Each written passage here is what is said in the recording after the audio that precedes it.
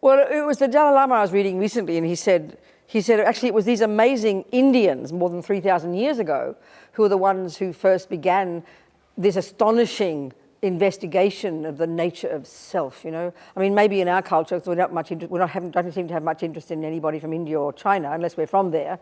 But you know, our Christian Jewish background gets us back to those Greeks. You know, they're the ones we seem to know most about. But these Indians were actually quite stunning, you know, quite remarkable, brilliant thinkers. But this is sort of not known, you know, because as soon as we hear Buddhism or if we hear Indians and Hindus, we just kind of think kind of weird, you know. But these Indians were the ones who, came up with this, created this astonishing psychological skill that we broadly don't know these days as mindfulness meditation, that is actually a kind of a coming together of several techniques coming from Buddhism, but track themselves back to these Indians. But this actual technique is this remarkable psychological skill that enables a human being to access these far more subtle, more refined levels of our own consciousness, our own capacity for cognition, basically, that we don't even, levels of cognition that we don't even posit as existing in our culture, you know. So the Buddha came out of this amazing tradition, and 500 years after that, then diverged in his own direction, specifically in relation to his own direct experiential findings about exactly what the self is, what a person is, and what we're not, and therefore, indeed, what our potential is. And so all of this investigation is in the mind. So that doesn't mean the brain, not for the Buddha. So, you know, the first thing to listen when you listen to Buddhism then is to take it as a hypothesis, not because it's not a question of believing what Buddha said. He's not a creator. He doesn't posit a creator. So that means that the information that's called Buddhism, assuming it's valid, and you need to check up, don't just believe anything anyone tells you. There's some weird wacko people out there, because we tend to think in our culture, if it's called spiritual, then we're all allowed to believe what we like and don't seem to think we need to check up on it. But the Buddha's deal is he's this regular guy who came out of this remarkable tradition of thinkers, using these skills that enabled him to investigate the subtle levels of his own mind and come up with, which is again coming from these Indians, this extraordinarily sophisticated model of the mind. But we're not discussing the physical, we're discussing the actual cognitive process itself. And so this is what a Buddhist, if they're doing the job properly, is meant to be doing, if you are a Buddhist. The key thing is you're trying to use these skills to focus your mind, and then using the Buddhist model of the mind, which we'll go into, in order to learn that, to use it clearly as your basis for this investigation of this mind of yours, not in some hippie, trippy, cosmic way, but in a really coherent, clear, focused, disciplined way, in order to unpack and unravel the contents, in order to begin to identify the neuroses from the other stuff, which is that, you know, the positive stuff within us, which for us at the moment is really just like a big soup of emotion that we don't seem to go deeply into. I mean, our usual view is the physical one. If you have a problem, you go to your therapist, who then will look back into your past, into your chemicals, into your DNA, into your genes, study your brain, and then, but mainly into the past to look for some kind of needle in a haystack that might be the source of why you keep choosing lousy boyfriends, or why you get up and down like a yo-yo, or get jealous and depressed, you know. But the Buddha's deal is a much more direct one, where you're using these skills to focus, and then using this model of the mind to begin to actually listen to and observe and get more deeply into it, and then be able to unpack and unravel this conceptual process, but conceptual at a very subtle level that informs our daily emotions, and much of which for us are completely, you know, instinctive, and which we tend to assume are just instinct and can't really be known. Not to mention but for the Buddha can be changed radically. So this is really being the job of being a Buddhist, changing your mind. So from what to what? Why would you want to change your mind? Well, you know, if we look at the Buddhist model of the mind, it's a pretty initially it seems really simplistic, you know, and kind of religious sounding. Because, you know, when I was a good Catholic, I learned about the 7 deadly sins, for example, anger and lust and these things. Well, Buddha uses these simple words. He doesn't talk about bipolar and other things we've come up with in our psychological models, but he uses this same terminology, and it hasn't changed in 2,500 years, you know. So he would divide the mind into three. Basically, there are three categories of states of mind. Those that he would refer to as negative or neurotic, or he would have liked the word neurotic, I think, but disturbing, delusional. And these are the things that we know so well that might be called, if you're a good Catholic, the deadly sins, you know, anger, attachment, grosser levels of which can be called, you know, uncontrolled kind of, as we'd call them, addiction. lust, if you like, addiction, jealousy, depression, low self-esteem. These, there's half a dozen. These words we know completely intuitively. We know this stuff because we recognize it every day in our own minds. And then we've also got stuff in the mind in the second category that we could call the positive states of mind, love, empathy, courage, compassion, generosity, this business. And there's a third category of mind which Buddhism has an extraordinary knowledge about, that they would refer to as neutral, and these terms are not moralistic, they're technical. So the neutral ones are not because they're not important, they're not called this because they're not important, they're actually crucial. But the virtuous, or the positive and the negative states of mind have this very particular function. For the Buddha, the positive states of mind are the source of our own clarity and our own happiness and our own fulfillment and the capacity to be of use to others. And the negative ones, so-called, are the source of our own pain, our own suffering, our own neurosis, our own utter misery to whatever degree, and therefore naturally the source of making a mess of our relationships. And so this is the stuff, this is the negative ones for the Buddha. His findings, his direct experiential findings in his own mind, is that all this stuff is adventitious, which means it's not at the core of our being. So this is it is a radical and quite shocking concept. If I want to use a therapist and I come to you and I ask you to please give me methods to get rid of all ego, all fear, all neurosis, all depression, all low self-esteem, all anger, all attachment, and then develop infinite love and compassion for all beings all the time, you think I was seriously mentally ill. But this is precisely what Buddha is meaning. This is what he says is the potential of every being. It's just that we don't read it in this kind of Western terminology. We read it in this nice arcane, either Tibetan or Japanese stuff, and because we look at people with their eyes closed looking holy, we then call it religion, and then we put it immediately into a level of mystique that we assume isn't clarity, doesn't need clarity and discipline and the rest, So we really kind of don't read it properly. We don't hear the terms properly, It's certainly my experience. So for the Buddha then, this stuff that we think is so normal, that we think is at the core of our being, which he says it isn't, and this is from his own findings, because he's not a creator and doesn't assert a creator, then the information that's called Buddhism is not from revelation, is not from his speculation. He didn't make it up. He's not a creator. Therefore, for him, this is natural stuff. It's natural law, He's like any decent scientist, has observed it to be so. So then it's up to individuals who want to take it on board, not just to go blindly believe it. Like you wouldn't blindly believe that 1 + 1 is 2. You'd check it, you'd take it as a hypothesis. You'd go home and you'd check it out and you'd verify it and have the experience of the truth of it, wouldn't you? This is what we call scientific investigation. Well, that's the Buddha's approach, except that he's not dealing with anything that you need a microscope for. You're using your own mind to do this job. So, because we don't posit the possibility in our culture, in any of our models of the mind, of ridding our minds utterly, and this is a long-term job, so don't hold your breath, but it's the goal in Buddhist view. We don't posit the possibility of ridding the mind utterly of all neurosis, all fears, all attachment and jealousy, and etc., and fully developing all the other stuff, then we can't even conceive. I think it's very hard to us to imagine how you'd be if you didn't have neurosis, didn't have fears, didn't have low self-esteem, didn't have depression, didn't have anger. In fact, like I said, it's so utterly absurd to us initially, it's very hard to get our head around how you would be, to try and even posit how you'd be. Well, even just speaking mildly, even a little bit of doing this job that's called practicing Buddhism, if you're doing it properly,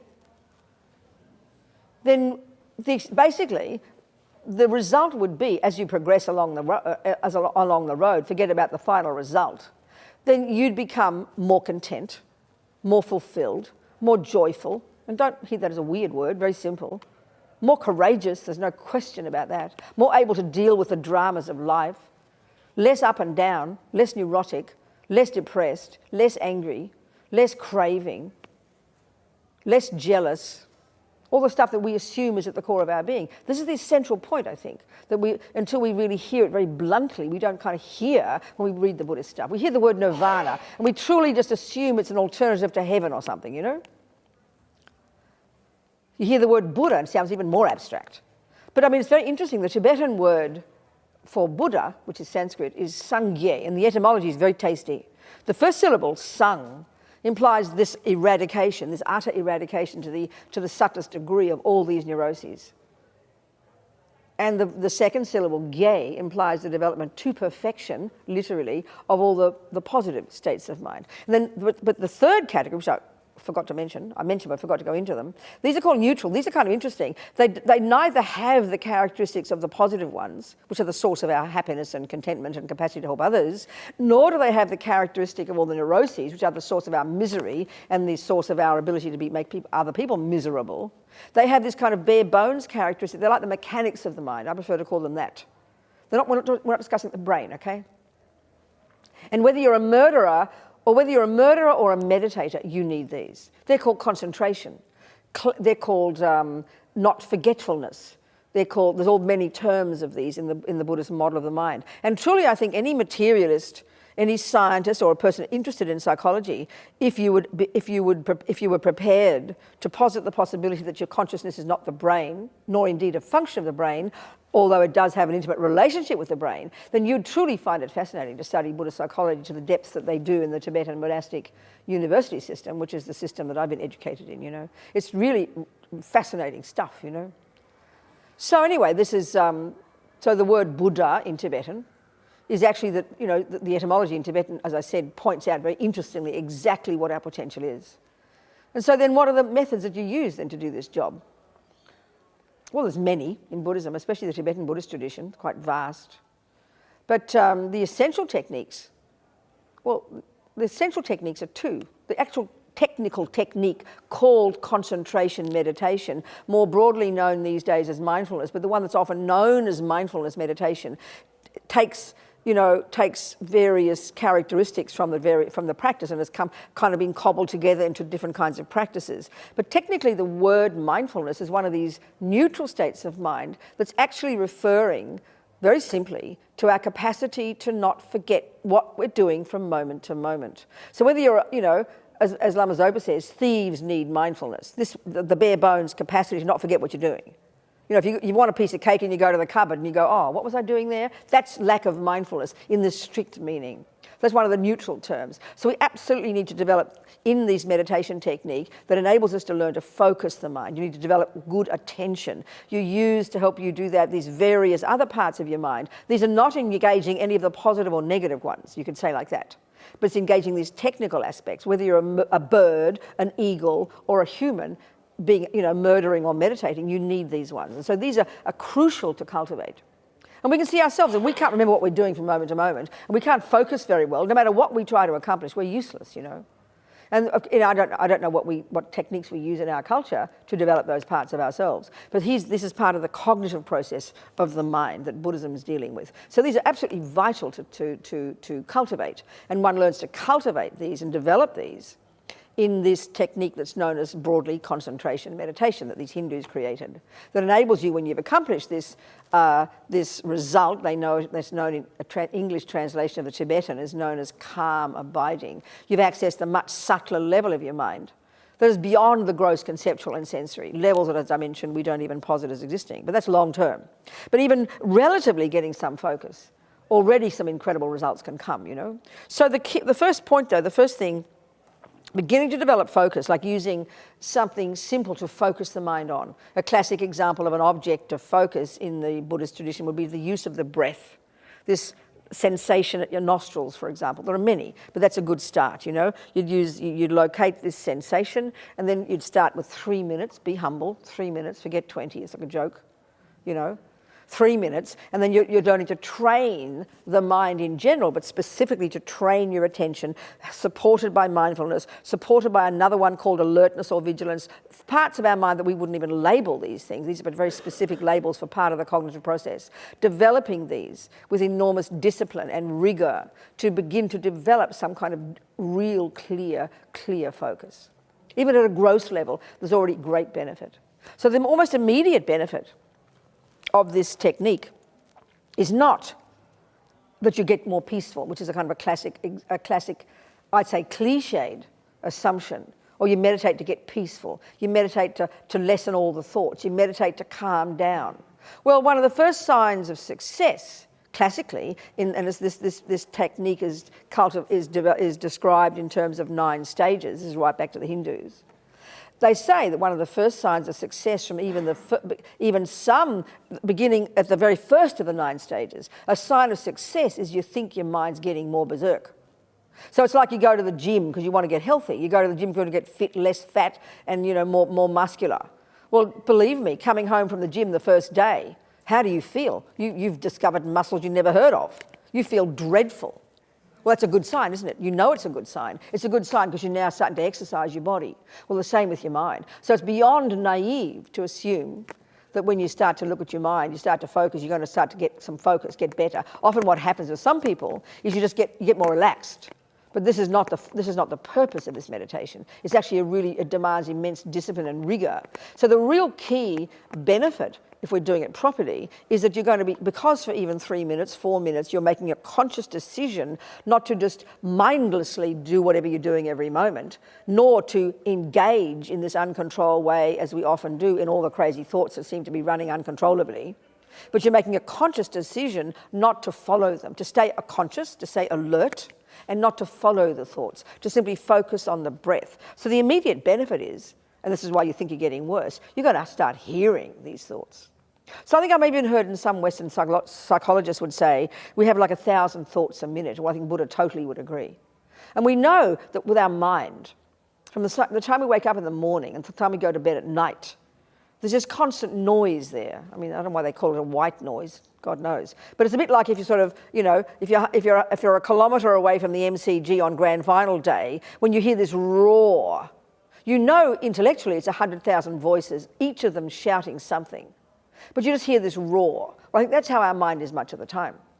We don't recognise any one of the thoughts until, of course, one of those voices is louder than all the rest and you can hear them, Come on, the swans. You understand? So much of the time, this is what's happening from the second we wake up until the second we go to sleep. And this is what we would call our unconscious, our subconscious. But this, for the Buddha, goes to stunningly subtle levels. And there's this uncontrolled thoughts, uncontrolled, which we assume is normal. Well, for Buddha, it's basically mental illness, having an uncontrolled mind. So we start off mentally ill, basically. And I'm not using that word in a cute way. I really mean it quite literally. Some of the words that they use in Buddhist literature to refer to these unhappy states of mind that we consider normal, and indeed are normal, don't feel bad about it, we've all got it, join the club, but his outrageous view is that we can rid the mind of them. So the first step is to recognise them. So if we, I forgot what I was saying. Sorry, that was a long sentence and I forgot the beginning. What did I say? First stage. What? First stage is getting mindful. Oh, okay. God knows what I said. Anyway, okay, whatever. Okay. I need some concentration, don't I? Okay, never mind. That's fine. So far, okay? Any questions so far to clarify points, or we just wait a bit longer? I don't care. We've had questions now. Okay, we can wait. Yeah, go. Could you talk to us about if from a person's point of view, like not us or anyone like person, but even a non-Buddhist point of view, what are there prerequisites to developing karma body? Oh God, yes. To classically do it, to go off to the mat. I mean, okay. The ideal scenario. Like, if you want to be like, if you want the best results, if you want to be like Lance Armstrong, I always use Lance Armstrong. I know he's a naughty boy now, but if you want to, he was just an extreme example of a fanatic athlete, right? If you want to be like Lance Armstrong, like calm abiding, well, honey, you got to spend, you've got to sacrifice everything else in your life and we'll go 100%. Do you understand? To really, the ideal scenario. If you want to be like Bach, it's not a weekend affair, is it? So the ideal scenario, if you do want to accomplish a calm abiding in several years, which you can, then you need to give up sex, drugs, and rock and roll. But already, even to get to the mountains or get to a quiet place where you need to do this job, which is a 14, 18, 20-hour-a-day job, to be fully developed, to fully seriously committed to it, so that you might get it in 2 or 3 years' time. You've already got to be pretty advanced before you even go. So how you need to be to really have all the conditions appropriate to get this calm abiding. you would need to have a pretty steady mind already, be very calm and controlled in your in your behavior. Junior school level, entry level in Buddhism, forget about the mind, that's more like high school.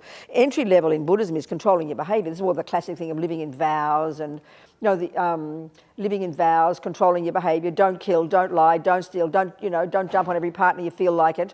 Don't put 14 pieces of cake in your mouth because you feel like it. Like really harnessing the energy of your body and speech, not for any kind of punitive reason, but because, as we can see very clearly, if we take this model, the reason we have uncontrolled body and speech is because our mind's berserk. I mean, if we look at our body and speech, and this is the crucial Buddhist way of talking, our body and speech are just the servants of our mind, right? So, in my life, since a little kid, very volatile, I never planned to get angry. The millisecond my attachment didn't get what it wanted, I exploded, So I had very uncontrolled body, uncontrolled speech. Well, look at the world. I mean, I would think that's the that's the normal mode of the world, to express whatever we feel using our body and speech, and we almost honour that, Okay, some people suppress, there's no question. But so the very first level is to have incredible, effortless, disciplined, focused, having harnessed your own physical and verbal energy, not in any, and we hear it in a kind of repressive way, in absolutely opposite to repressive. If you want to be like Lance Armstrong, you have got to really control your body, don't you? If you want to be like Bach, you've got to control your hands to a degree and your body to a degree that you can't even imagine. So hear it in that way, rather than a punitive, moralistic sense, you're not allowed to have sex, drugs and rock and roll. It's not a question of that. It's a question of having effortless control over our physical behaviour, because this is driven by the mind. In the same way, to accomplish any skill that demands your body, you need to harness the energy of it. It's exactly the same meaning here. So already you need to be a pretty advanced person to be ready to walk away and go to an environment where you can work 8, 10, 12 hours a day for several years to accomplish this goal. So 99% of us who even are Buddhists, I suppose, would not. Many people are doing it right now. Many people are in that environment. But many of us will use it as a technique that we can use in our lives every day. And I mean, this is what I'm getting at here. Even the starting with 3 minutes every day. Don't underestimate the benefit. So the crucial point is, because the crucial point is to learn to develop this skill in order to hear, begin to listen to and hear the thoughts that inform our emotions. See, I think in our culture we put this big deal on emotions, feelings, and I think basically what we're saying is we feel our emotions, we know our emotions when they hit our body. So a person who's angry, they know they have a feeling. They know they have an emotion when the words are vomiting out the mouth and the spit is coming out and the eyes are wide and the heart is beating. It's pretty obvious they're having a feeling. But if one of you is a very depressed type person, then it's very hard for you to notice that you got depressed until it's a bit late, until you can't get out of bed one morning because you're inert, because you can't move your body, So we only notice our feelings, and this is very much our culture, our feelings, our emotions, when they really are involving our body. But the Buddhist idea, of course, the mind not being physical, he's talking about the cognitive process of the thoughts themselves. We eventually need to learn to, having controlled the body, having controlled the speech to a stunning degree, and this is what you do in this meditation technique, but even relatively in our lives, then what you're then capable of doing is hearing ever more clearly, ever more precisely, to ever deeper levels, this elaborate conceptual stories raging on in what we call our unconscious, but do not mystify it. It's not invisible to us. It is very invisible now. But this is the job, to learn to be much more conscious of, even at the most gross level of our mind, comparatively, with the subtle levels of Buddha would talk. To hear the various dramas, the cognitive stories that inform our emotions. But we can't do that until we've controlled got some kind of control and some kind of discipline, some kind of focus, which is why this technique is so marvellous, So the almost immediate benefit is you begin to hear the thoughts. But if there's often really cliched assumptions about this technique, because you see, we've all got attachment, and attachment for Buddha is multifaceted. It's like the neurosis that functions, that actually runs the show mostly in daily life, according to the Buddhist model. And what this is it's multifaceted. It's this neurosis, this unhappy state of mind is pretty instinctive. The most basic level of it, and we've had this since we're born, is a profound, or some people worse than others, level of dissatisfaction. Never feeling I've got enough, never feeling I am enough, never feeling I have enough. No matter what I can accomplish, the default assumption is it's never enough. This is the deepest level of what this state of mind called attachment, which then, of course, naturally gives rise to this strong hankering after something, the first level of which is the objects of the senses, such that if I get this, the assumption is I'll get that satisfaction. It'll make the pain go away, you know. And then on the basis of this constant craving for something, subtler levels and grosser levels, and this assumption, which is the assumption of this attachment, that when I get it, I'll get happy. And then the searching and the manipulating to get it. Then the massive expectation that when I do get it, that nice feeling will come. And then the possessiveness of it, that the object being mine. And then all the Buddha would say, all the disappointment that comes as a result of all this, because it's all a load of misconceptions, he says.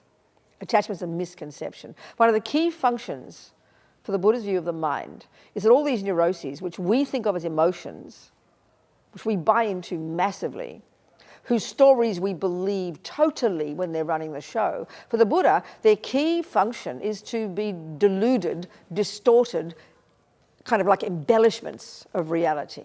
When you're totally involved in the throes of overexcited attachment for some person, event or thing, then the thing or event or person will look far more delicious than it really is, and all the attachment and excitement that comes along with anticipating it, and then inevitably, inexorably the disappointment, because the fantasy is in a great disconnect with the reality of what the person, the object or the event is.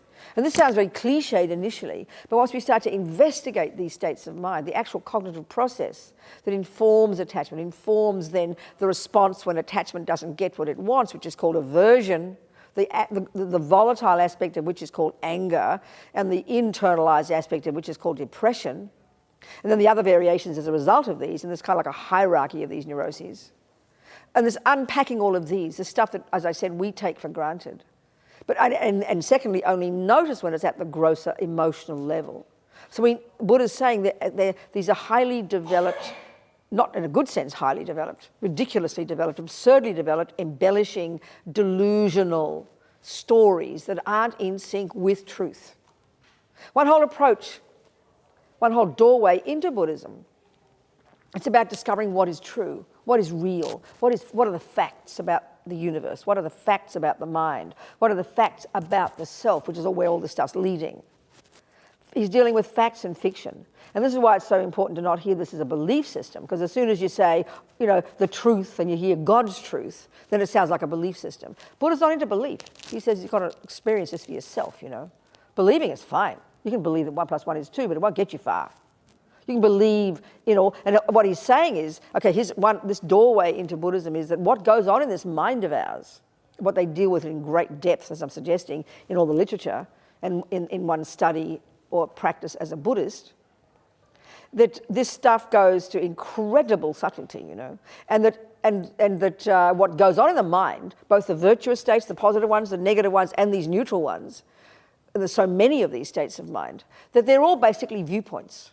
That what goes on in our mind, in the mind of any being, is a viewpoint. You know, that is a pretty bottle. We can say that's a viewpoint. But to say that's a bottle, that doesn't sound like a viewpoint to us. He says that's a viewpoint. And so he's saying some of these viewpoints have a valid, are in sync to some degree with reality. Some of these viewpoints are completely ridiculous. They're off the wall. And they're the negative ones, the neurotic ones, as well as many others. These are the crucial ones. So one of the approaches is to learn to get in touch with what is fact and what is fiction. But it's not a question of believing it. Like any set of rules, set of laws, you know. If you're studying numbers, we would say, you know, within the laws of numbers, 1 + 1 = 2, and we would say that's correct. We don't hear it in a religious sense, do we? Like, who do you think you are telling me what's right? We don't say that. We all agree, given the laws of numbers, that 1 + 1 is a fact. Well, Buddha's deal is the same. He says within the laws of dependent arising, things exist in a certain way. He's got these kind of relative parameters of what is real and what is not some kind of absolute truth from above on or coming from God or on high. Because he says he's dealing with natural laws, you know, how things exist in a natural way. So I think you better ask me some questions now. I just said a few words about Buddhism. Now you can ask me some questions. Yes, Lydia. Do you think it takes courage to follow this path? Do people get trapped in their anxiety or depression? Absolutely, we do, don't we? We do indeed, yes. Well, I think this really, to understand why, I mean, I like to use the word courage, in my opinion, I don't care whether you call it a Buddhist or not, because, don't call Buddhism, call it, Lama Yeshe says being your own therapist is doing what the Buddha would say. I mean, another way I like to put it is Buddha doesn't own this stuff. He doesn't own this. He didn't create it. It's not his, he doesn't, it's like absurd to think this. We're so used to thinking this when it comes to spiritual stuff. For Buddha, this is his observation. Like natural truths like botany and mathematics. No one owns it. But we can learn those skills. We can learn those laws and we can then utilize those laws, can't we? Buddha's talking the same way. So the way Buddhism talks about, for example, this state of mind called attachment, which I'm saying is multifaceted, is one word for many states. The one we'd call anxiety, that's a direct function of attachment. When we say control freak, that's an exact function of a person who's attached. When we say dissatisfaction, when we say not content, needy, all these words, these are variations of the function of attachment. So this state of mind of attachment, this bottomless pit of never being satisfied, this bottomless pit of neediness is at a very primordial levels for us, the Buddha would say. So at the level of instinct, basically, and because because it seems instinctive, we wouldn't tend to question it. We just tend to take it as a given, So that's what we have to unpack, which is quite subtle. And so one of the functions of attachment, one of the deepest levels of attachment, way more than attachment to sex, drugs, rock and roll, getting the cake, getting the money, getting the boy, whatever, is actually attachment to how we are seen by others. Because look at us, we're all such utterly social beings. We're born from other human beings' bodies, We are by definition, I think in many of our models of the mind in our culture, by definition we are cultural, we are social beings. And even our success as beings, as humans, is defined socially. So then this is true. I mean, attachment, the Buddha says, the deepest one of all, is that we crave every second to be seen as in a good light. So if you analyse, this is quite subtle, this one, we don't see this. We don't see this really. If we calm our minds down and learn to look at the grosser levels of attachment, the objects of the senses, and again, don't hear this in a punitive way, then we really begin to see the attachment that drives every one of our decisions, every one of our choices. And so, anxiety, for example, forget anxiety for the moment, but this courage that Lydia mentioned, I think is such a great one, is the more you recognise that what Buddha's saying is the more we have to learn to define ourselves. We have to become our own person. We have to decide who we are and develop those qualities.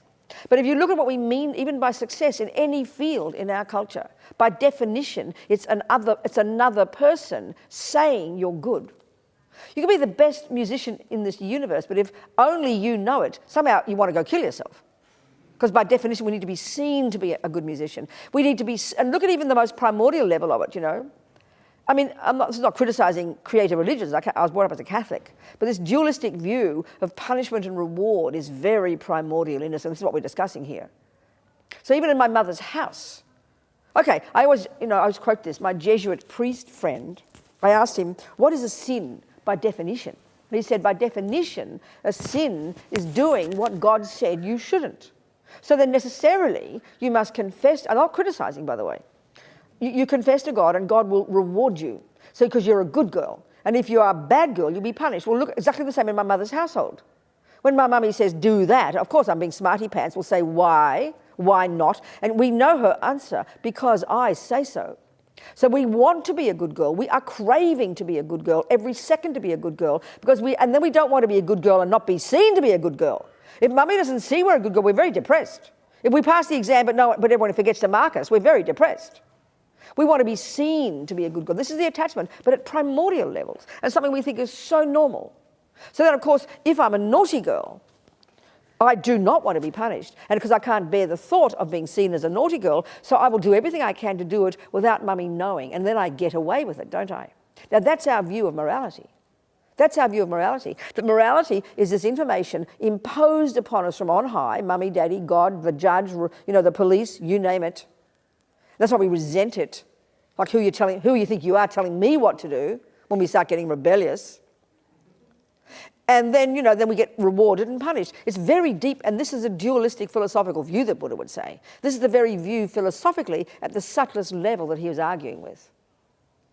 Which is, I'm not trying to be intellectual here, but it's a very fascinating concept. And so his idea, this is where this view of karma comes in. For Buddha, the law of karma is not some odd thing he's made up. It's it's a natural law, like mathematics and, and botany. And gravity, it merely occurs. And what Buddha means by karma is that every millisecond of what we think and do and say kind of programs our own consciousness. And of course, Buddhism would assert from past lives and future lives. The whole model of the mind in Buddhism is quite a different view of ours. He would say it's not physical and so on and so forth. So for him, this is natural laws. No one runs it. Therefore, in Buddhism, there's no concept like punishment and reward. So to go beyond in our own self, this sense that we are defining ourselves. We, as Dalai Lama sometimes says, it's like Buddhism is like self-creation. So the Buddhist view of morality, it sounds like Jesus, it sounds like your mother. Don't kill, don't lie, don't steal. And of course, to Jesus, you'd say, why not? The answer is because God says so. To Mummy is because I say so. But the Buddha, not because he says so. He's like your doctor, who when she tells you not to smoke, you say, why not? She doesn't say, because I say so. She says, it's a natural law, honey, you might get cancer. So when you go home and your doctor's not there, you don't look around and go, oh, well, she's not here, and get out your Marlboros and start smoking. I won't get cancer. I don't think so. You'd be laughed out of the room. What a child, It's not punishment and reward, but look how deep that view is. So this is what is undermining us much of the time, this deepest attachment, this craving. The basis of bullying, of not being liked, of, the boyfriend giving you up. It's not because he doesn't want to have sex with you anymore. It's because he's no longer looking at you adoringly, affirming every millisecond of your energy and your being, making you feel like you exist because someone's actually hearing you and looking at you. This is how primordial this craving is. But of course we consider it normal.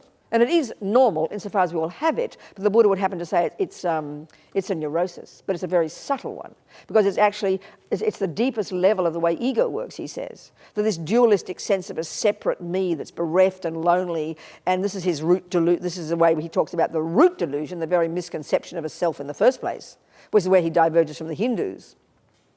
And indeed, if he were discussing with the Christians from their view as well, and indeed from the materialist view, all the different philosophical views that exist. And he would say we can be utterly self-defined.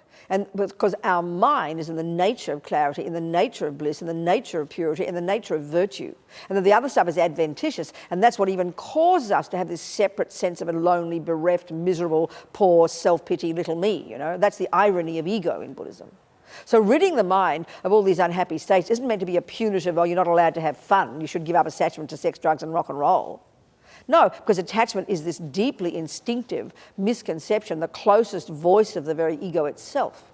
And the deepest manifestation of it is this craving to be seen by others. And varying degrees of it, varying degrees of it, which causes us to have the punishment blame mode very deeply, very strongly in us, instinctively. And then, of course, because we've been internalizing mummy and daddy and God and the judge and they and them are out, so this they out there all our lives, then we walk around, they're all dead.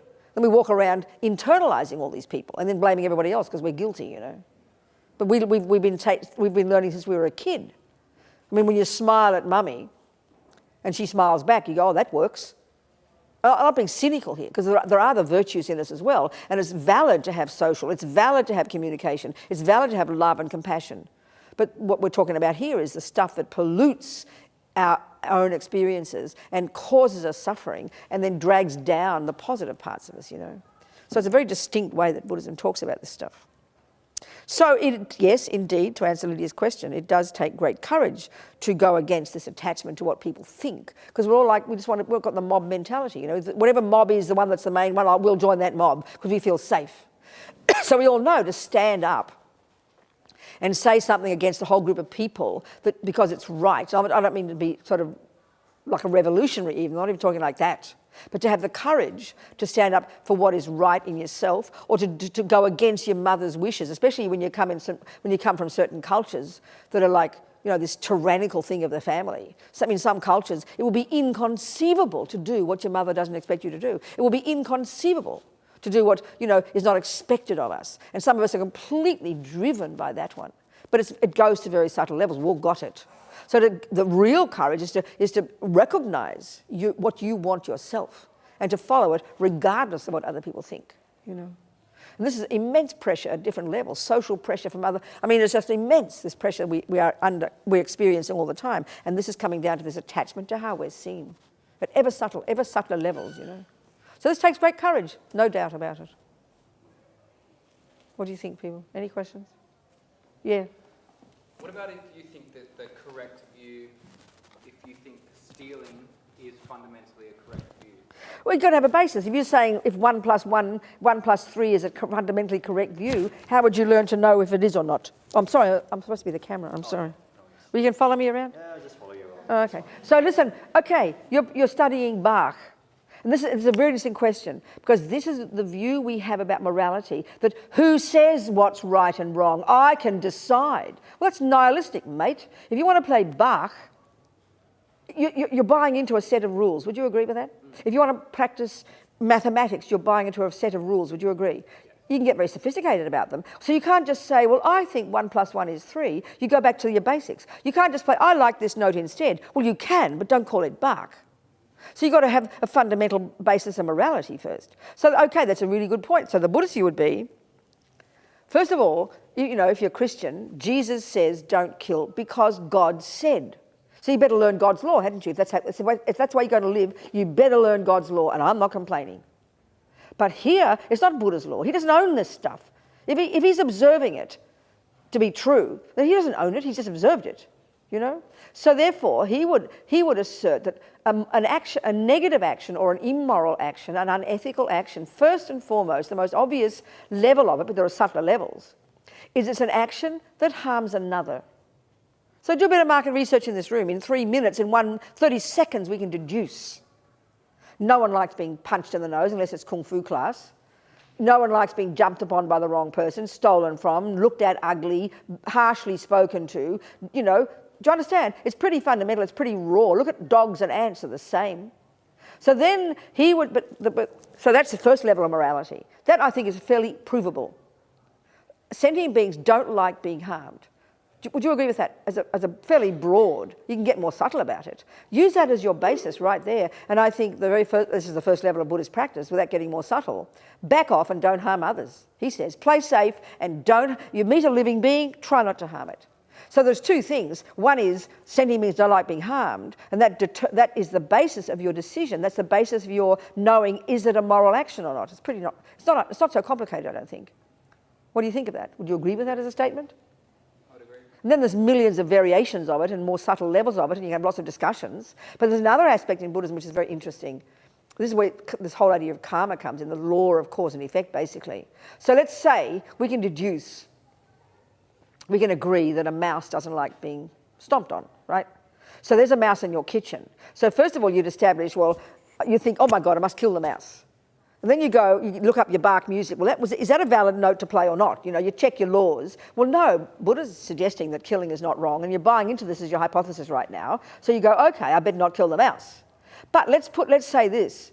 So let's say you don't see the mouse, you know, but the mouse is there and you put your foot on it. Well, a mouse did die, but karmically, you can't say you did a negative action. It's impossible because karma is done by the mind. For the Buddha, a classic example of a complete action of immorality, a complete action is a very specific way they talk about has to have 4 components in it. So the first one is, the first component has got to be the object, a living mouse. Second is the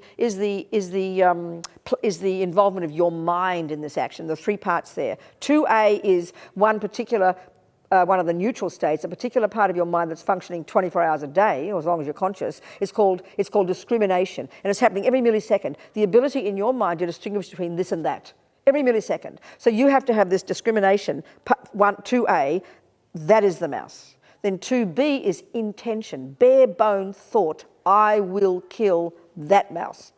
Third one, which is the crucial one here, and I'll go into it, is we'd say the reason behind the thought, I will kill the mouse. So normally in our world, would you not agree, you know, the way Buddha's talking, either you have attachment, so if you're attached to eating the mouse for lunch, You get all excited. Oh, look at the little mouse. Be careful. Kill it nicely because you're attached to eating its flesh. Well, that'll determine the way you kill the mouse. But the usual one is aversion and disgust, wouldn't you agree? Which is called anger. So what do you think most people kill each other in the world for? It ain't out of love, baby. Do you understand? It's out of anger. Or attachment, because you want to eat them, you know? The cannibals like the humans and the fish eat the fish and so on. You understand my point? So the usual motivations are either attachment or anger. It's pretty simple. So in normal scenario, I've got a mouse in my kitchen, then it's because of aversion. So the three parts of my mind are all involved. The recognition, there it is, the intention, and then the motivation. But this all comes so spontaneously together, we hardly even separate the intention from the motivation, the reason. Do you understand? The third one is I do the action. Fourth, the mouse is dead. That's a complete action of killing.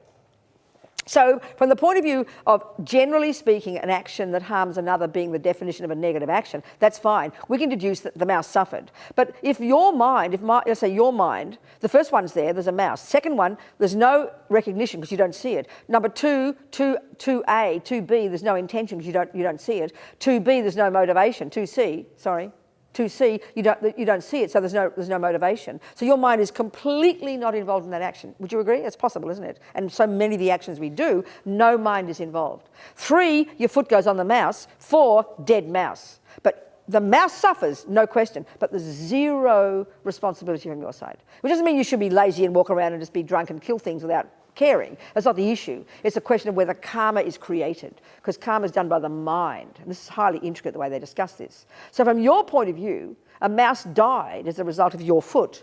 But in terms of an impression left in your mind, which Buddha says is every thought we have does that, and whether it's negative or positive, how you program your mind determining your happiness or suffering, there's no karma involved. There can't be. You can learn from it and go, oh my God, I'm so foolish, I didn't mean to hurt the mouse, and I'll watch next time, you understand? So mind is massively important, involved in it, in order the karma you create. But to bare bones, what is a negative action, that's easy to prove. Don't harm others. But there's the subtler levels of negative actions as well. So because the Buddhist view would be to kill a mouse. A negative action is to kill. A negative action is one that harms another. But the key thing that determines whether you create negative karma isn't the mere killing of a mouse. It's first whether your mind's even involved. But let's say another person, let's say you kill a mouse, but you have compassion. You really think the poor mouse is suffering and I must kill it, which is called euthanasia, right? So even though the Buddha would say that's just foolish because you've got no idea what kind of rebirth the mouse will get, and he said it will get a rebirth, you've got no idea the consequences of your action, but you meant well. It's not enough to mean well, but you could argue even though you kill the mouse, you don't create much negative karma. So it's variations of our involvement. But the broad idea of what a moral action is, so whether you think, just because you think killing the mouse is a good thing doesn't mean it is. And just because you think 1 + 1 is 3 doesn't mean it is. You've got to look at the laws, It's a long answer, but are you understanding me? And we've got to buy into that. You mightn't buy into that. You mightn't agree with that. So you've got to have an agreement somewhere. You don't have to play bark. But you've got to agree they're the laws. You've got to agree with the laws of numbers to begin to learn to harness that energy, don't you? Same here. It's not some absolute, which is how we tend to think in the West, whatever goes on in my mind, because it's there, it must be good. I mean, that's completely nihilistic. It's bizarre, in fact, in my opinion. Who else? Any other questions? Yes. Yeah. Does Buddhism contemplate the possibility of two individuals engaging in a loving relationship? Would you say it again? So does Buddhism contemplate the possibility of two individuals engaging in a loving relationship? You mean a romantic one? You mean romantic. You don't just mean being friends. You mean romantic. Romantic one. You mean... of course, honey. Of course, the extent to which you lessen your attachment, anger, pride, jealousy, depression, low self-esteem and misery, and the more you develop your love and compassion, you'll have the best sex in the world, honey. And I'm not kidding. Of course it's possible. So it doesn't say that ultimately you should be happy on your own, right? No, of course you must be happy on your own. No, you're missing the point. You couldn't have a good relationship if you weren't able to be happy on your own, because that means you're a junkie. You're craving the other person to make you happy, and that's the fundamental one we all have as a default mode in our culture, and that's the greatest suffering of attachment.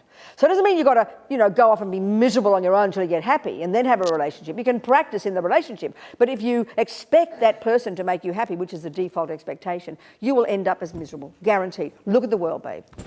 So it's a subtle point, but it's a hugely clear point. Because the Buddha's, a really good way of putting it. We would say, I think, our default view of happiness is what you get when attachment gets what it wants. Buddha says, sorry guys, you got the wrong end of the stick. Happiness is what you get when you give up attachment. Not give up people, not give up food. No, give up the wrong view. But it's so primordial and so pervasive and so subtle, it seems just weird to us initially because we can't hear the way that they're saying it. We all know though, don't you? The more needy, the more hungry like a vampire you are for that piece of Vegemite toast, the less you enjoy it. Did I even eat it, do you think? Because you're just greedy dog and eating it up, you know? So we all know the more craving, on the face of it, craving seems to trigger some nice feelings. But it's like a kind of, it makes us gross. So the more needy we are for another person, the assumption being I'm not whole until I have someone else, which is very common among us, the more miserable we will be, because attachment's a bottomless pit. But there will always be desire in a romantic relationship. No, if you're an advanced being who's gone beyond attachment and come back into this life to help others, called a bodhisattva, honey, you'll have the best relationships, but you will not suffer. It is impossible. But is desire the same as attachment? The word in Buddhist psychology is used synonymously. So this is where it's tricky because these words are regular English words. We've got to get clear his definitions, you know. So desire, craving, attachment in general are used synonymously. So we've got to be super clear that he's referring to a very specific neurotic state of mind that if you had it in a raw form, if it weren't tempered, and this is the point, if it weren't tempered by your virtuous states of mind, by your love and your compassion, you would be a vampire or you would eat that person for breakfast and spit them out when you're finished and go get the next one. Do you understand? So our attachment is often very hard to see because it's mixed with love and compassion and the good parts of us, which is excellent. We have them because they're the ones that temper the craziness. Do you understand? Quite literally. So it's really hard. It's easier to see a person like who's very volatile, like in my nature, very volatile. So when I was a kid, I exploded instantly. My attachment was thwarted. But someone else may be like you didn't explode, but it would all go in. Then you might wake up depressed one day. So it's much harder to see. And also, if you're one of the good girls and the good boys in this world, that means you find it very hard to see how your goodness, your being kind and looking after other people, is completely polluted by your craving to be seen as a nice girl and a nice boy. In fact, you often, I won't say that, that will upset them. Bullshit. You can't bear the thought of the person not liking you. And this is a very common one for most of us. We don't want to rock the apple cart. We don't want to rock the boat. We spend our lives trying to be nice to make sure we're a good girl and seen to be a good girl because we can't stand, because attachment can't stand the bad things. So it's quite tricky, you know. Do you understand? Yes. Yes. Can I ask you that then? How should we be teaching our children in this praise and punishment culture? Well, yeah. I think it's nothing wrong with using these. Since when we're very tiny, we need that one. We need mummy to have to be in charge. There's nothing wrong with that. At the same time, I think learning some sense of responsibility, learning to recognize, because this is the Buddha's deal.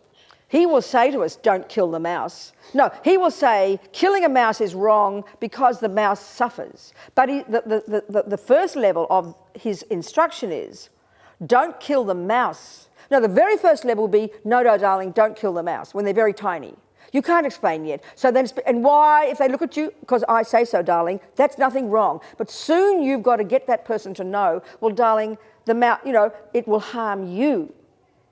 It's like it'll harm you if you kill the mouse. That's a weird one to us. But that's the Buddha's view about karma, that everything we think and do and say will bring results in our own mind. And I think it's not too difficult for a child to understand. Well, sweetheart, I know how you feel, you're so frustrated, but look at how the anger's upsetting you. Look how it's distressing you. Look how it makes you completely crazy. Don't like moralistic, you shouldn't be angry because it's naughty. Look what it's doing to harm you. And if we could all get this one, we would be blissful every day. So it's levels, you know. The key one is not just don't be mean to others because it harms them. That's too advanced. Because, I know as a kid, 7 siblings in a crazy household, because I was so volatile, it wasn't enough for me my sisters had asthma, for example, and I would suffocate them with a pillow because I nearly went mad at night, this bloody asthmatic sisters, and I couldn't sleep. I must have been a bully, but I was enormously crazy in my mind, so it wasn't to be fair to keep telling me, stop suffocating your sisters. Whereas if my mother could understand, put me in my own bed somewhere, I could have been calmed down, So anger's harming me. Jealousy harms me. Depression harms me. Lying harms me. So that's powerful. What about the one of them wanting to be liked, wanting that identity, Again, this is, I mean, it's a really fine point, because on the one side, it is incredibly important for a mother to give good feedback to the child and love them. And yes, darling, you did a beautiful job. But you have to learn as a wise mother by knowing your own mind when it's not necessary to all the time be giving the feedback if they're particularly needy for, well, you make up your own mind. You decide what's the best thing, You have to know the person's mind, and you can only know their mind, honey, if you know your own mind, because it's quite a minefield in there. So it's a mixture. Do you understand what I'm saying? It's got to be quite wise.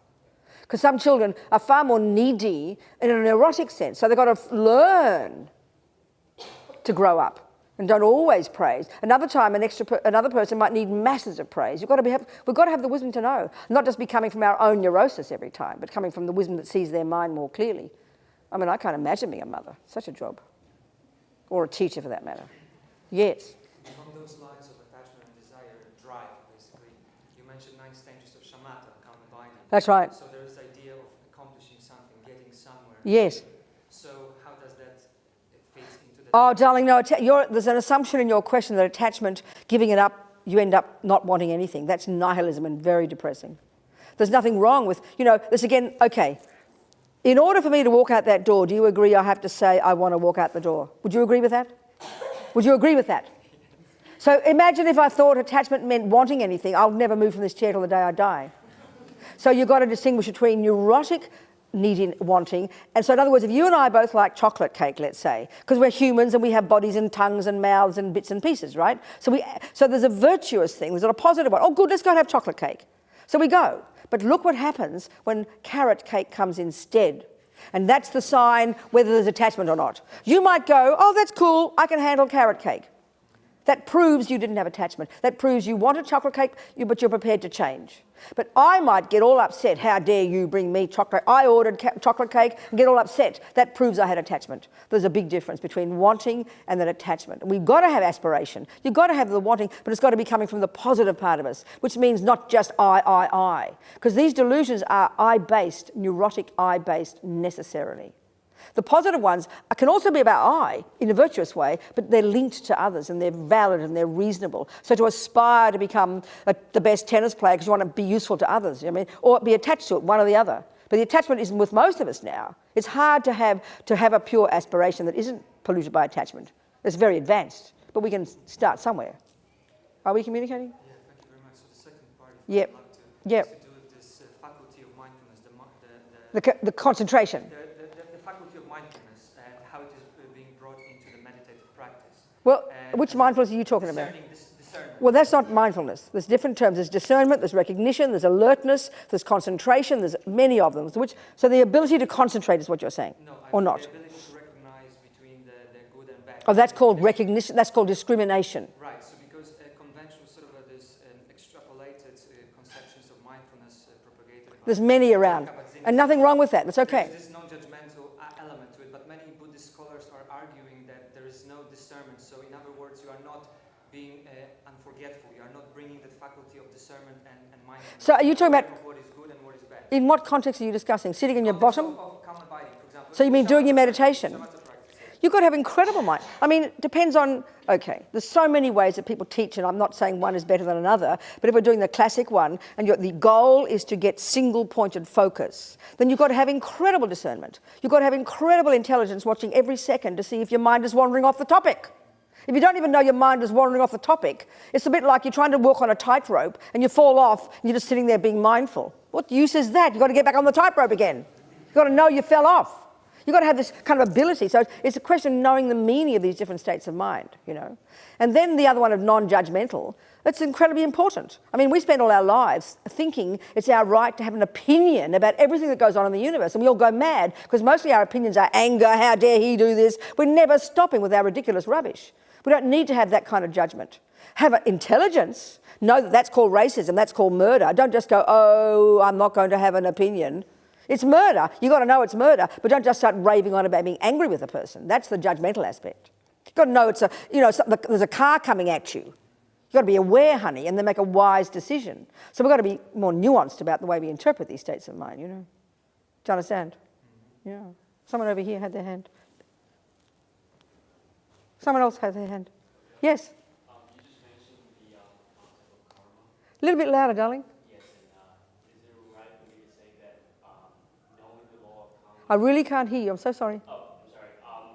You just talked about the law of karma. I just mentioned almost, yeah. Yes, and is it right for me to say that knowing the law of karma, we should be able to, I should actually focus on it and try to manipulate it and use it in my own benefit? Precisely. That's exactly what you're trying to do. The second of all, does that have something to do with the first thing that you talked about, which is focusing and have mindfulness? Well, the focusing one, the mindfulness one, the focusing one is a practical skill that to do anything well, you need to have it. So if we're going to be doing this job, you know, if you're going to be doing the job of learning violin music and then learning to know how to manipulate a violin in your hands, you need to learn the laws intimately, don't you? And you need to have focus to be able to do it. Well, it's the same here. So you've got two different things in Buddhism, I would say. You've got the job of learning Buddhist psychology, which is the learning of the names of all the parts of the mind, the cognitive process. That itself is a very specific job. And to do this, you don't need to know anything about karma. But if you're stepping back and looking at the bigger picture, then you as a Buddhist, let's say, or a person as a Buddhist, would want to look into the laws of karma, which are the laws of morality, according to Buddha. What is a negative action? What is a positive action? And because his fundamental point of karma is, and this is his findings, his own experience, that suffering comes from negative actions, happiness comes from positive ones. He's talking long term. So in order to work on your mind is one job, fantastic. But the other one, the bigger picture, that informs your entire life, you absolutely have to have the job of learning the laws of karma, basic ones, and then learning to become more experiential with them as you get more advanced in your practice, because that determines every action, every thought you have. Does that answer your question? So, of course, all of this is like if I decide to play Bach, I'm buying into Bach's laws, aren't I? If I decide to be a mathematician, I'm buying into the laws of math. If I decide to be a botanist, I'm buying into the laws of botany. That if I'm going to be a Buddhist, I'm buying into the laws of karma, the laws of psychology according to the Buddha. But that's one's choice, you know. Do you see what I'm saying? Yeah. Are we communicating? You look like you're not quite satisfied. Yeah, I get it. Okay, yeah. Just going from there, if we inherit this karma, where does that leave our own sense of free will or determination? Well, let's look at free will for a start, and please look back at the historical context. And I don't know why we all say it like a scientific truth. I'm not being rude, but it comes from Jesus. It's a Christian concept, honey. So in order to really understand the meaning of free will, I never use the phrase, and everybody seems to. I don't know why, but it's Christian teaching that God is the creator and he gave you the will to decide what is good and bad, to follow him or not. So Buddhism doesn't talk like that. So then you need to tell me what you mean by free will before we continue the conversation. Okay, I just mean it from an intuitive sense. Intuitive sense? Well, just like intuitively, like how we can see Oh, you mean the ability to choose? the ability to choose. To choose, give me an example of a scenario. I mean, like how much power do we have? I understand that, but give me a scenario. A simple scenario. A simple example of a scenario that I can answer. Because that'll answer your question. Just a simple scenario. I don't know, do you have a Come on, darling, an ordinary one. Like, should I kill that mouse or not? Or should I yell at John? Or should I not eat that third piece of cake? Are you talking ordinary things like this? I'm not talking so much about Ordinary life. particular situations, but just do you have... Darling, I know your question, but if it can't be translated into a practical example, it's just a meaningless theory. So you need to please give me a simple example, because if you can't apply it, what's the point? Botany has to be applied in an example, so does maths and everything. So why can't you give me an example? Because I know perfectly what your question is. But I'm not going to answer you until you give me a practical example, because it has to be applied in daily life, darling. I really mean this. Yeah, I don't know. It's a great theory, how much power do we have? It's got there's so much packed into that question. But if you use it as an ordinary example, then I'll answer your question. I'll be able to answer it. Huh? Good, thank you. So I mean, your question, what's your name? What's your name? Rosa. So what? What do you want to say? I'm in the middle of answering her. No, what?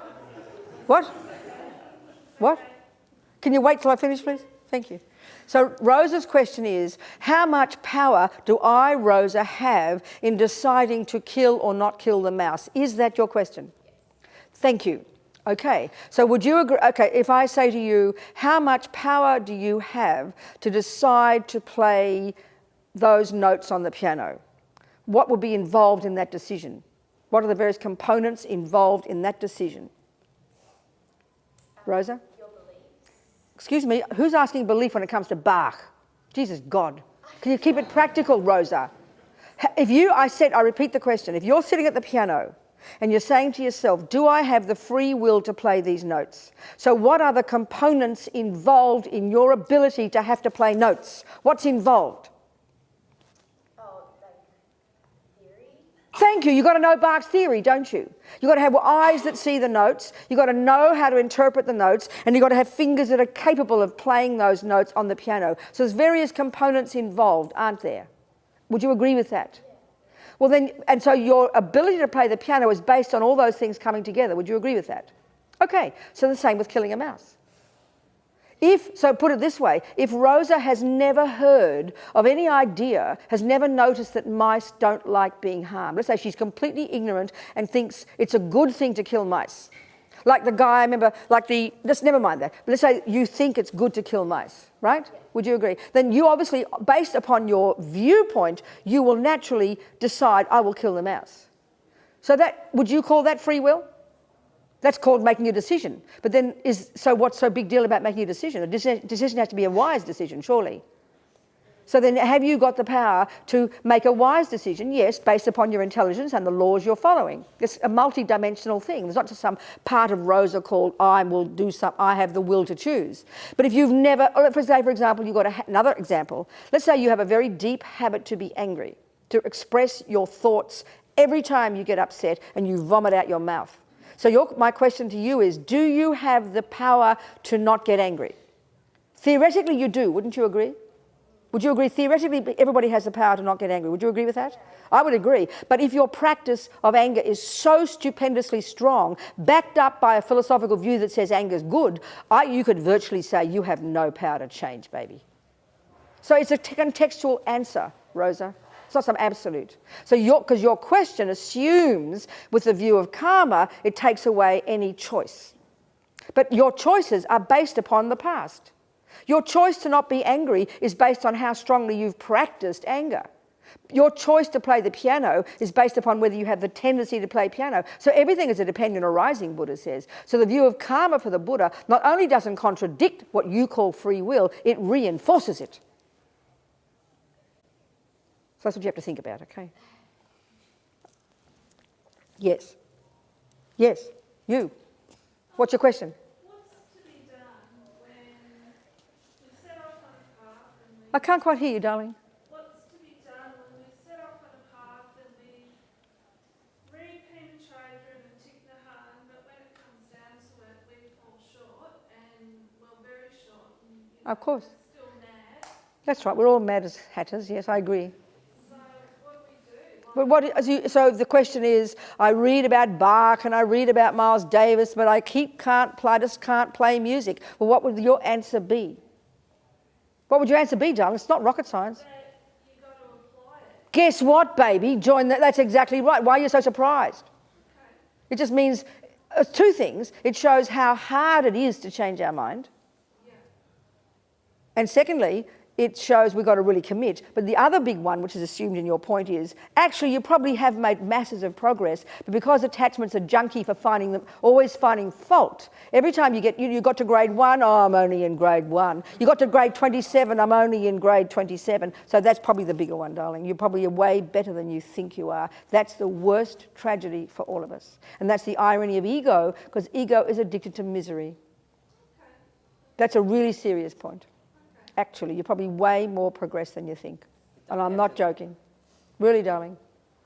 Truly. But we just love to think we're hopeless. We love to think we haven't done enough, haven't got enough, haven't achieved enough, should be better. This is the irony of this. This is the thing of attachment, the deepest level of it. Never satisfied.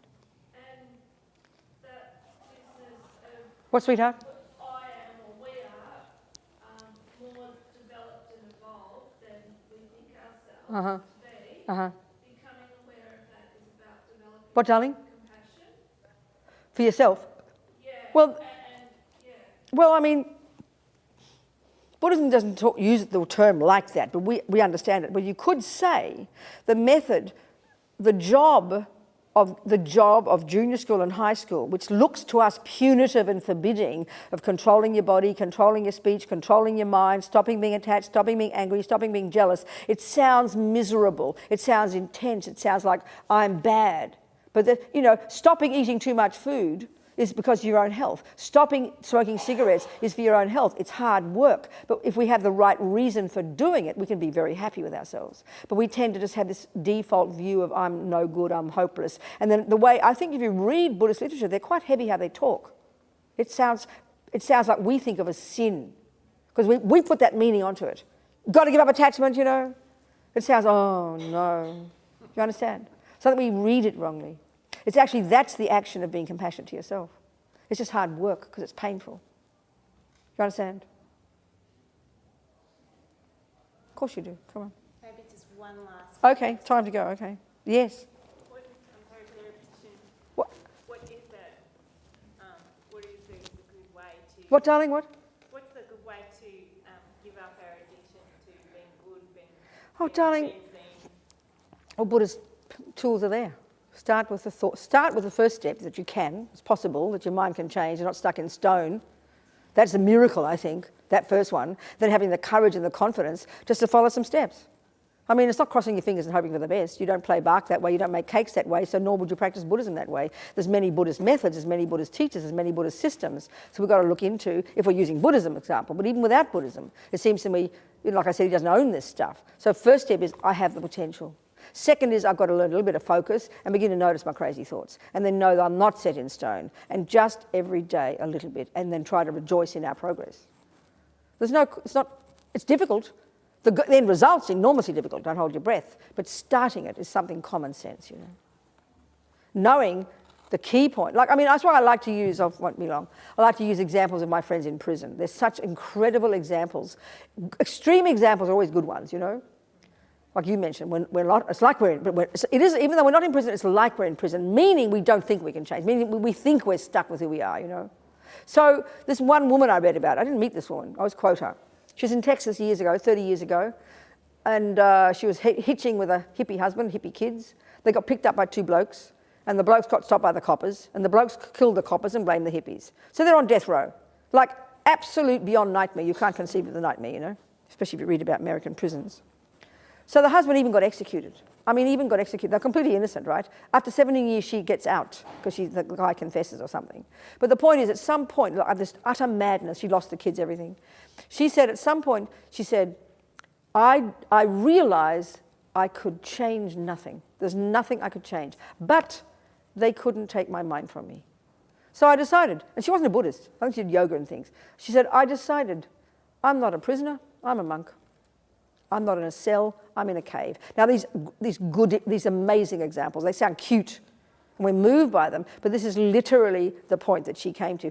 Like I said, she probably didn't think about karma, she probably isn't a Buddhist. So there's this psychological state, this incredible courage, talk about fucking courage, this incredible courage that she finally could face, she could do nothing except change her own mind. And often we need to get to that degree of suffering before we start to realize it, because we tend to assume I'm free, But we're like victims, run back to the same crummy job, run back to the same crummy university course that you can't stand, you're too scared to change because of what they think, run back to the crummy same partner, because we're just living in terror and misery of what the world thinks, and too afraid to actually dare to notice what I want and dare to test and have courage to try it, This is what stymies us, I think. This way we kind of just become... Anyway, you understand. So having to know we can change our mind, that means you've got to start looking at it, start knowing it. And that's when in the midst of the misery, instead of dumping it all on John, how dare he do this to me, but knowing it's my anger. He might be a creep. Prison is a nightmare, but she could change her mind. That's stunning, outrageous. To me, that's such courage. And look at the world. I remember Lama Zopa said, most humans on this earth have absolutely no idea that what goes on in our mind plays any role at all in our lives. This is like, we should be weeping with compassion, So to have the courage to know, no matter how lousy out there is, I can change my mind. And it's not a religious idea, it's a profoundly practical one, but it's the hardest thing we'll ever do, because we're addicted to the other one, So to even know it's possible is the first step.